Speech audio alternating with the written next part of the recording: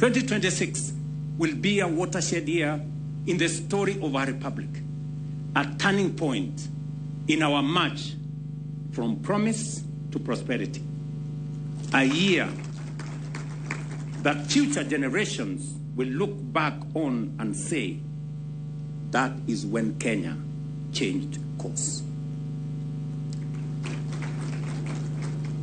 We can speak of this moment with confidence because we are not starting from nothing. We are building on a solid foundation already laid. Step by step, we confronted difficulties, carved out opportunities, and laid a strong and formidable base for the future of our country. But the story of 2025 is not merely about numbers and statistics.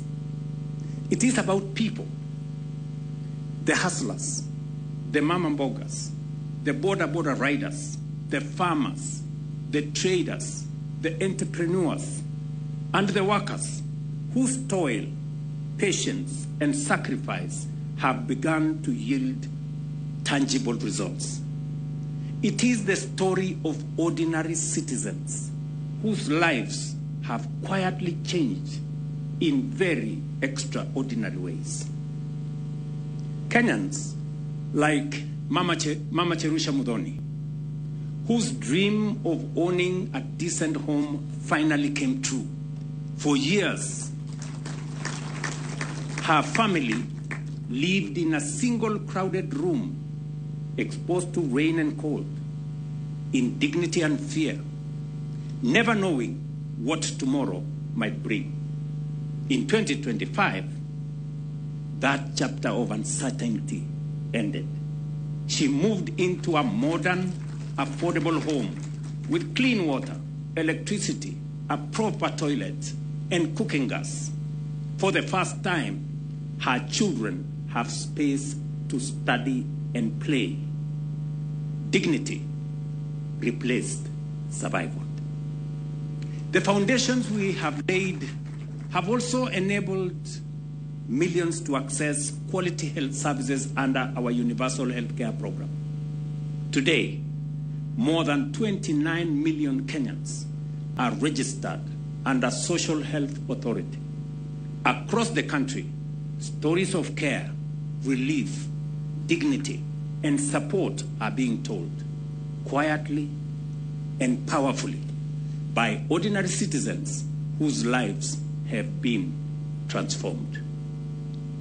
Stories like that of Naomi Mutendwa Kilunda, a single mother of 6, who watched her 17-year-old daughter Lydia struggle daily with a severe and abnormal breast overgrowth that caused pain, limited mobility, and emotional distress.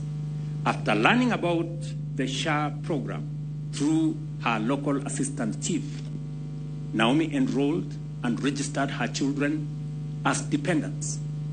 Lydia was treated at Kenyatta National Hospital, where SHA fully covered the cost of a specialized corrective surgery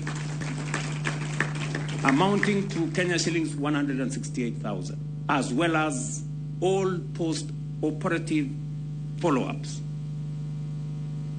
No out-of-pocket payments was required. Lydia has since recovered well, regained her confidence and dignity, and is preparing to resume her education in this new year as she joins Form 4. Let me tell you another story.